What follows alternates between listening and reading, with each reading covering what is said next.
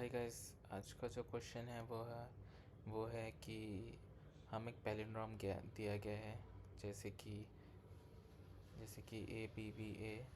अब इसका जो भी जो भी पॉसिबल पैलिंड्रोम्स है उसके लेक्सिकोग्राफिकली ऑर्डर में हमें देने हैं। जैसे कि ये पहला हुआ क्योंकि ये ए पहला आया, उसके बाद बी आता है। This is second because A के बाद बी आता है, तो ये this is second in order of lexicographically. तो हमें ऐसे ही देना है। तो ये बोल रहा है कि हमें सर्च करना है जितने भी पैलिंड्रोम्स बन रहे हैं, एग्जांपल ए सी बी ए। तो अब जितने भी बनेंगे पैलिंड्रोम, उनमें से सपोज जैसे कि ये पहला वाला हुआ क्योंकि ये लेक्सिकोग्राफिकली में सबसे ऊपर है क्योंकि ए पहले आ रहा है। ये सेकंड पैलिंड्रोम है क्योंकि इन ऑर्डर बिकॉज ये बी बाद में आ रहा है, तो ये लेक्सिकोग्राफिकली सेकंड में हुआ, तो ये सेकंड ऑर्डर वाला पैलिंड्रोम हुआ। तो ये हमें रिटर्न करना होगा। एग्जांपल ये है। तो जैसे कि और कभी अगर हम पॉसिबली बना ही नहीं पा रहे पैलिंड्रोम, जैसे कि ये वाला एग्जांपल, तो इसका कोई और पैलिंड्रोम बन ही नहीं सकता है। तो इसका 2 सेकंड लेक्सिकोग्राफिकली ऑर्डर में हम दे ही नहीं पाएंगे, तो हमें एम्प्टी स्ट्रिंग रिटर्न करना है। चलो देखते हैं कि अब इसे सॉल्व कैसे करें। First thing two point that कोई भी एक पैलिंड्रोम होगा, जैसे कि ये वाला, तो ये जो होता है ये मिडिल एलिमेंट से ये मिरर इमेज होता है। तो हमें ये देखना है कि अगर हम इसका एक लेक्सिकोग्राफिकली एक केथ बना पाएँ, केथ स्ट्रिंग, तो बस हमें इसको मिरर करना होगा और ये बन जाएगा। और हमें एक और चीज़ देखना है, जब ऑड नंबर होता है तो हमेशा एक एलिमेंट, जब भी एक पैलिंड्रोम ऑड लेंथ का होगा, ऑड लेंथ पैलिंड्रोम, तो तो तो क्या होता है, उसके बीच में एक कोई भी एक एलिमेंट होगा जो ऑड फ्रीक्वेंसी का होगा। और ऑड फ्रीक्वेंसी को हम बीच में नहीं ला सकते कहीं पे, उसको हमेशा मिड में रहना पड़ेगा। सपोज जैसे कि ए है, तो यहाँ पे बी का फ्रीक्वेंसी 2 है, ए का फ्रीक्वेंसी 3। तो ये जो ऑड एलिमेंट है उसका जो भी होगा ये हम इधर नहीं लगा सकते क्योंकि हमें एक मिरर इमेज बनना है। तो हमेशा पॉसिबल जो वही होगा कि हमें इवन नंबर ही चाहिए, तो जो भी ऑड नंबर वाला एलिमेंट होगा वो इधर ही होगा। तो हमें बस ये बनाना है। अगर आप देखें तो हमें बस पैलिंड्रोम क्या होगा, left string plus mid plus right string. So ये हो गया हमारा स्ट्रिंग। और मिड हमेशा फिक्स होगा क्योंकि ये जो भी ऑड फ्रीक्वेंसी वाला एलिमेंट होगा वो हमेशा मिड में होगा, क्योंकि हम इसे लेफ़्ट और राइट में नहीं लगा सकते क्योंकि लेफ़्ट और राइट इसका रिवर्स, राइट जो होगा स्ट्रिंग वो लेफ़्ट के रिवर्स ही होगा। और ये दोनों मिला के इवन एलिमेंट ही होने चाहिए। जो भी मिड होगा वो ऑड फ्रीक्वेंसी वाला एलिमेंट होगा और वो मिड में ही रहेगा। तो क्वेश्चन यहाँ बॉयल डाउन हो जा रहा है कि हमें बस फाइंड करना है लेफ़्ट स्ट्रिंग का केथ लेक्सिकोग्राफिकल ऑर्डर। जब मिल जाएगा तो हमें बस, अगर मिड ऑड नंबर है तो मिड प्लस कर देना है और इसका रिवर्स लेफ्ट स्ट्रिंग का, बस हमें यही करना है। तो अब हमें सिर्फ अभी हमें लेफ़्ट का फोकस करना है। लेफ़्ट को बस फोकस करते हुए अब हमें निकालना है। तो पहले तो हम क्या कर सकते हैं, पहले तो हम ये करेंगे कि जो भी स्ट्रिंग दिया गया है स्ट्रिंग को डिवाइड बाय 2 कर देंगे, तो हमें उसका पैलिंड्रोम का हमें ये कंफर्म दिया गया है कि एक पैलिंड्रोम ही होगा, ये पैलिंड्रोम ही होगा, तो हम उसको हाफ कर देंगे, तो जो भी एलिमेंट आएगा वो होगा हमारा लेफ्ट स्ट्रिंग, ये वो होगा हमारा लेफ्ट स्ट्रिंग। और सपोज़ अगर हम एग्ज़ाम्पल लेते हैं इस वाले का ए बी बी ए का, तो अगर हम डिवाइड करते तो ये होता है लेफ़्ट स्ट्रिंग,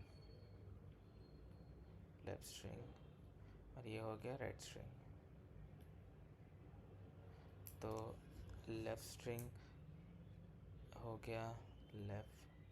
गया ए बी। तो अब हमें बस इस पे फोकस करना है, इसका नेक्स्ट ऑर्डर क्या होता है, बी और ए होगा ना लेक्सिकोग्राफिकली। तो हमारे पास 2 स्पेस है, ठीक है। तो ये परमुटेशन कॉम्बिनेशन जैसा थोड़ा नहीं लग रहा है कि वो टॉपिक यूज़ होगा, कि अभी हमारे पास 2 एलिमेंट है, तो ए को भरने के लिए मेरे पास 2 जगह है, तो भर दिया मैंने ए। अब बी को भरने के लिए मेरे पास एक ही जगह है, तो ये थोड़ा वैसा ही लग रहा है परमुटेशन कॉम्बिनेशन जैसा। तो एक और चीज़ है टॉपिक, वो है मल्टीनोमियल कोएफिशिएंट। उसमें क्या होता है, जैसे कि सपोज़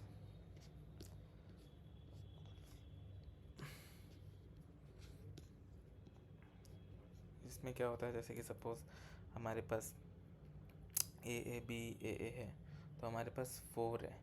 तो अगर आप अभी इसका सब निकालोगे तो आप देखोगे कि अगर ये A1 है, A2 है, A3 है, A4 है, तो अगर मैं A2 को भी इधर रखूँ और A1 को इधर रखूँ और A3 A4, तो ये सिमिलर ही है ना। मतलब इसमें देखने में कोई डिस्टिंक्ट तो एक ही बन रहा है, राइट। अगर मैं इस A3 को अगर इधर रख दूँ और A1 को इधर रख दूँ और A2 को इधर रख दूँ, A4 को रख दूँ, फिर भी ये बन तो यही रहा है ना। तो इसमें क्या होता है, इसमें हम डिस्टिंक्ट परमुटेशन कैसे फाइंड करते हैं। सपोज़ अगर पी के क्या होगा, मोनोनोमियल कोएफिशिएंट क्या होगा। सपोज़ ये वाला पैलिंड्रोम है, तो यहाँ पे ए का काउंट क्या है 4, बी का काउंट क्या है 2, तो इसका होगा टोटल कितना है 3 4। I am just giving example, यही लेफ्ट स्ट्रिंग है फ़िलहाल के लिए।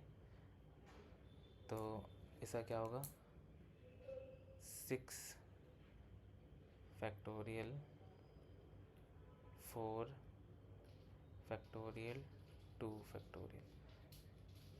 तो ये होगा, इसका कितने बनेंगे 6 × 5 और 2 कैंसिल, तो हो गया 3 15। तो यहाँ बनेंगे 15 distinct पैलिंड्रोम्स।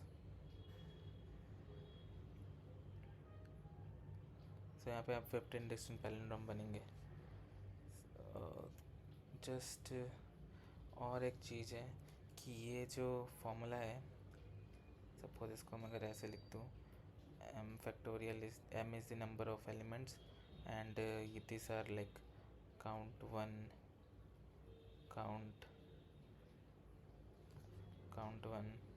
into count 2 into count 3।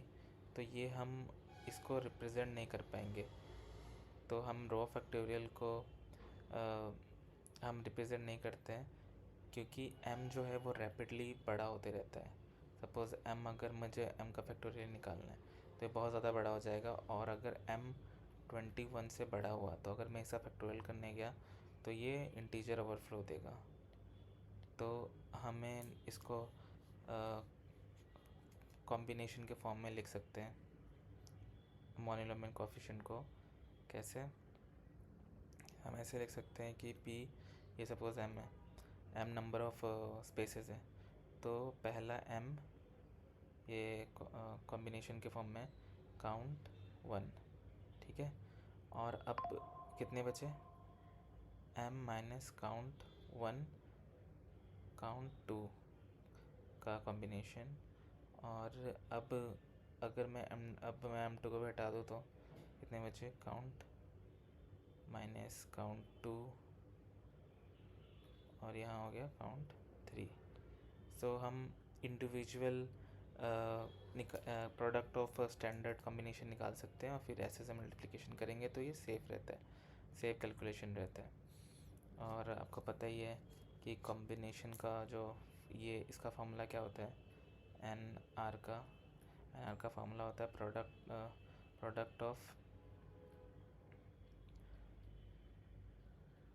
Product of n minus i plus 1/i। i tends to 1 to r तक जाता है, तो हम इसको डायरेक्ट इस फार्मूले में डाल के लिख सकते हैं, राइट। और एक चीज़ हमें पता है कि सपोज़ ये कॉम्बिनेशन के रूल से इसका और ये n माइनस आर दोनों सेम होते हैं, तो हम हमेशा जो भी हम रिप्लेस करेंगे r को minimum of r n minus r, ताकि हमें लेस नंबर ऑफ मल्टीप्लिकेशन करना पड़े, ठीक है। और एक चीज़ बता दो तुम, जैसे कि ये बोल सकते हैं लोग कि ये क्या गारंटी है जो एन आर है ये हमेशा ही मतलब हमें हमेशा मतलब इंटीजर ही देगा, फ्रैक्शन नहीं देगा, क्योंकि हमें पता है कि प्रोडक्ट ऑफ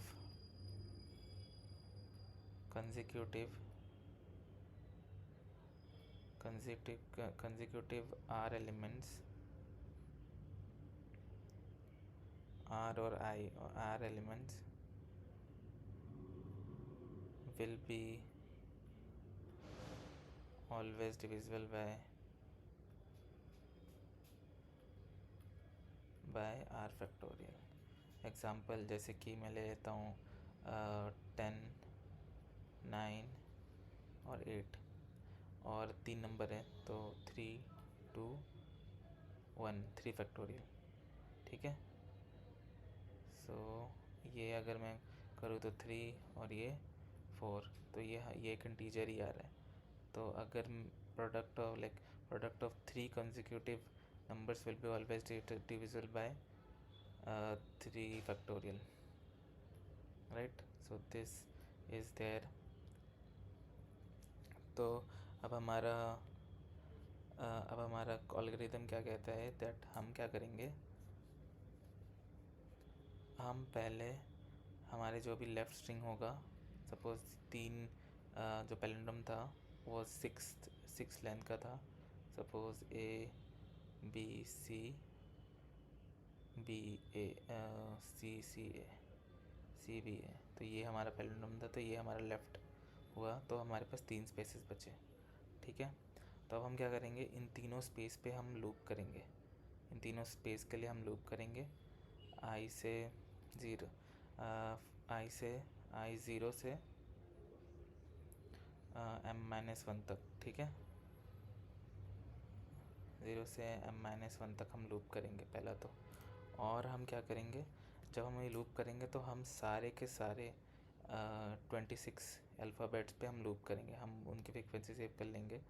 तो जैसे कि यहाँ पे हम टेम्परेरी ए बैठाएंगे और हम देखेंगे कि यहाँ पे जो भी बचे हुए ऑप्शंस हैं उनका जो वैलिड परम्यूटेशन है वो रिमाइंडर जो आ रहा है, जैसे कि यहाँ पे जो भी रिमाइंडर आ रहा है वो के से अगर बड़ा हुआ तो हम आगे बढ़ेंगे, हम उसको परमानेंट प्लेस कर देंगे। अगर नहीं बढ़ा तो अगर के बड़ा हुआ पी से तो हम क्या करेंगे, हम इसको चेंज करते रहेंगे। सपोज़ जैसे कि ए है तो इसको बी कर देंगे। एग्ज़ाम्पल रन करते हैं। एग्ज़ाम्पल के लिए सपोज़ एग्जाम्पल के लिए ऐसा अगर हमें A A B B A B B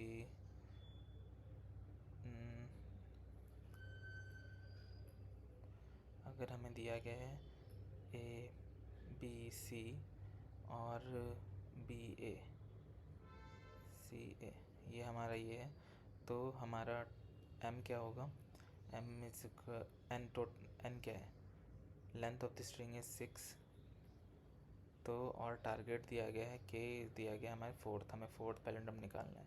तो पहले तो हम क्या करेंगे, इसको हाफ करेंगे, ठीक है। तो left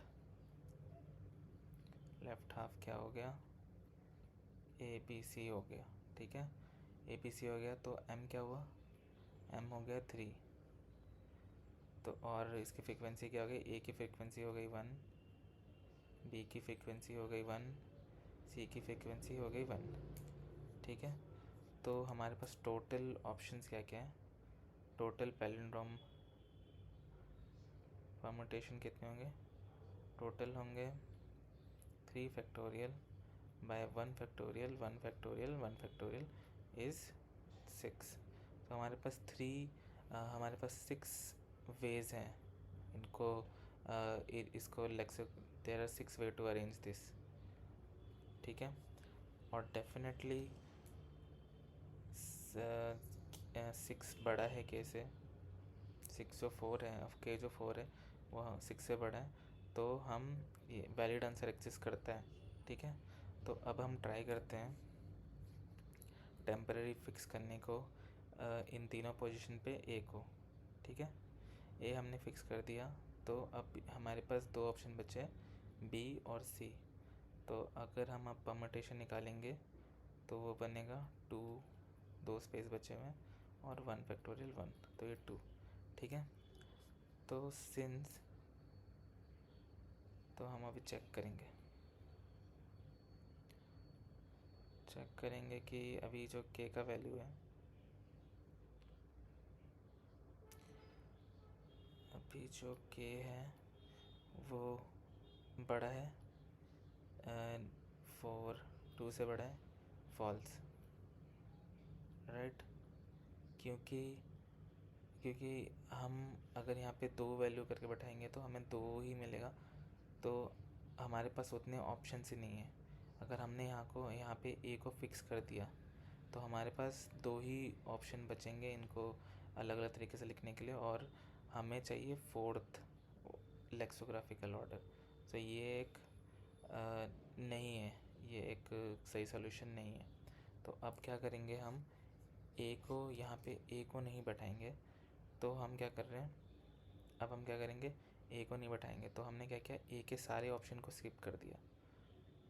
since skipping all 2 permutations starting with A example, जैसे कि A B C, A C B, यही 2 थे और इन दोनों को हमने इन दोनों को हमने स्किप कर दिया। तो अब के का वैल्यू क्या हुआ, के का वैल्यू होगा के माइनस बी, तो 4 - 2 अब 2, 2 ऑप्शंस और बचे हुए हैं। तो अब हमने सारे के सारे ऑप्शंस वापस आ गए, 3 वापस हैं। अब तो ए का फ्रीक्वेंसी 1 ही है, बी का फ्रीक्वेंसी 1 है, सी का फ्रीक्वेंसी 1 है, तो अब इंस्टेड ऑफ ए हम यहाँ पे बी बैठा के देखते हैं, ठीक है। जब हमने बी बैठाया, यहाँ पे बी को बैठा दिया, तो अब हमारे पास ए का ऑप्शन 1 है, सी का ऑप्शन 1 है और एम इज इक्वल टू 2 है। तो अब परमुटेशन निकालेंगे तो आएगा 2 फैक्टोरियल 1 फैक्टोरियल 1 फैक्टोरियल इज 2। तो अब चेक करेंगे कि जो जितने हमारे पास ऑप्शन बचे हुए हैं उस ऑप्शन और जिस लेक्सोग्राफिकल ऑर्डर मतलब एलिमेंट चाहिए हमें, केथ एलिमेंट चाहिए, वो मिल सकता है या नहीं। तो चेक किया के greater than p, 2 is equal to 2, that means true. तो हमें डिसीजन हमने ले लिया कि हम क्या करेंगे, इन तीनों में से इधर को बी को बैठाएंगे। ठीक है, जब हमने बी को बैठाया तो ये परमानेंट हो गया। अब हमारे दो ऑप्शन बचे हुए हैं। तो अब हमारा क्या क्या एलिमेंट बचे, ये दो बचे हुए हैं। ठीक है, सो अब वापस हम जब हमने इसको यहाँ पे डाल दिया है तो वापस हम इन दोनों को बैठाने का ट्राई करेंगे और शुरुआत करेंगे छोटे एलिमेंट सबसे। तो अब हमने इन दोनों को पकड़ा, अब बी तो हो गया। अब यहाँ पे हम ए डाल के देख रहे हैं। अब ए डाला तो हमारे पास कितने ऑप्शन बचे, टेम्परेरी ए डाला है तो यहाँ पे अब सी का ऑप्शन बचा हुआ है। तो हमारे पास एम क्या है, एम इज इक्वल टू 1, तो पी क्या होगा, m factorial by 1 factorial is equal to 1। तो हमारे पास एक ही ऑप्शन है और एक ही ऑप्शन है, तो हम चेक करेंगे। चेक किया तो हमने पाया कि जो k था वो 2 था, 2 1 से बड़ा है, फॉल्स। तो हम यहाँ पे a नहीं डालेंगे, तो हम a के सारे a को सबको स्किप कर देंगे। तो अब k का वैल्यू क्या होगा, k minus p is equal to 1। तो अब k का वैल्यू हो गया 1। ठीक है, अब हम रिस्टोर करा, अब हम a को स्किप कर दिया है। तो अब हम ट्राई करेंगे यहाँ पे अलग वैल्यू डालने का। अब यहाँ पे c को डाल के देखेंगे, टेम्परेरी c को डाला तो अब हम p निकालेंगे। m कितना है, m एक ही है, तो m फैक्टोरियल काउंट क्या, कौन सा एलिमेंट बचे हुए हैं, हमारे पास a ही बचा हुआ है, तो a का काउंट तो 1 फैक्टोरियल 1 हो जाता है 1। और हमने चेक किया कि k जो है वो 1 ग्रेटर देन 1 टू ट्रू। तो यहाँ पे हम अब क्या करेंगे, परमानेंटली अब हम यहाँ पे c बैठा देंगे। राइट, हमने c बैठा दिया और ओनली करेक्ट ओनली अब क्या बचा हुआ है, सिर्फ a बचा हुआ है, तो यहाँ पे अब a आएगा। ठीक है, तो हमने अब लेफ़्ट हाफ को अरेंज कर लिया है लेक्सिकोग्राफिकली। तो यहाँ पे होगा B C A। अब हमें क्या करना है, बस इसका मिरर बनाना है। तो यहाँ पे हम A C B, सो ये होगा हमारा answer. This is the answer. और टाइम कॉम्प्लेक्सिटी क्या होगा, सो हमें हमारा जो परमुटेशन निकालने का वो निकालेंगे, वो प्रोडक्ट होगा लाइक वो होगा ऑफ n प्लस मिन ऑफ n log k। ठीक है, और रिवर्स करने में ऑफ n लगेगा, तो हमारा जो टाइम कॉम्प्लेक्सिटी होगा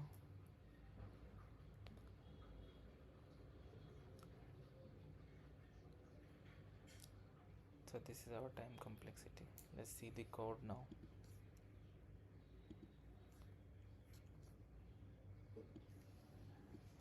कोड इस पहले हम NCR कैसे निकालेंगे, नॉर्मली हम मल्टीप्लिकेशन करते रहेंगे।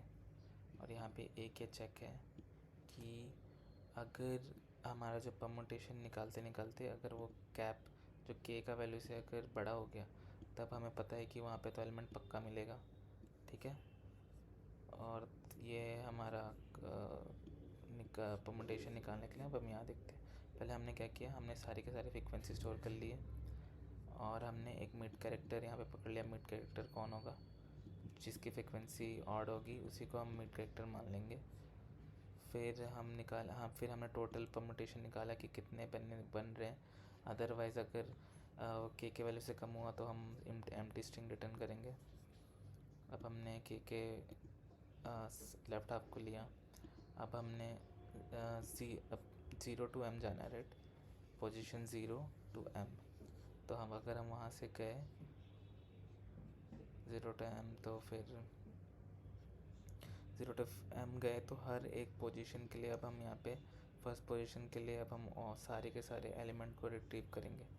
जैसे कि a पकड़ा हमने, तो अगर उसकी वैल्यू 0 है, a है ही नहीं स्ट्रिंग में, तो कंटिन्यू करेंगे, अगर है तो इसको कंटिन्यू नहीं इसको हम नीचे जाएंगे, उसकी फ्रीक्वेंसी घटाएंगे, फिर फाइंड करेंगे कि अगर हम a को फिक्स कर देते हैं तो क्या कितने हम रिमेनिंग कितने बन पाएंगे। ठीक है, अगर वो p से बड़ा है, जो परमुटेशन है वो k से बड़ा है, मतलब k से बड़ा है, तो हमें पता है कि उतने वैल्यूज़ एग्जिस्ट करते हैं, तो हम उसको लेफ़्ट में ऐड कर देंगे और फिर हम ये लूप से ब्रेक हो जाएंगे क्योंकि हमने वहाँ पे ऐड कर दिया है। अगर नहीं होता है तो हम k की वैल्यू को घटाएंगे, हम वो एलिमेंट स्किप कर रहे हैं, इसका मतलब k की वैल्यू को घटाएंगे और उसके बाद हम ऐड कर देंगे, क्योंकि हमने यहाँ पे घटाया था तो हमारा वो जो भी एलिमेंट था हम टेम्परेरी ऐड करे थे उसको हमने वापस डाल दिया कि हम उसके वापस ऐड कर पाए। जब ये कंप्लीट होगा लूप तो फिर हमें लेफ़्ट और राइट उसके रिवर्स करना है, फिर हमें मिड एलिमेंट को प्लस करना और यही आंसर होगा। ये रन किया हुआ है, हमने सबमिट करा हुआ है। सो देखा जाए तो ये मोर लाइक परमुटेशन कॉम्बिनेशन ही था, और जो मेन टॉपिक था वो था कैसे हम